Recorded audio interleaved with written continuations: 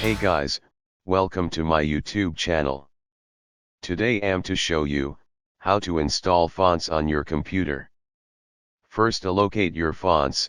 If you're interested, use the link below in the description to download this font pack, which has over 300 fonts to use in your projects. So if I choose Roboto, all Roboto font styles are displayed. Open this PC, choose local disk, C. Click Windows, in Windows choose Fonts. All fonts in your computer will be displayed. Select the fonts. Drag and drop them into the fonts folder. Then it will install your fonts. You can also select fonts and right-click, then choose Install or Install for all users. And that's how you install fonts to your computer. So if this video was helpful, give a thumbs up. And make sure to subscribe for latest videos.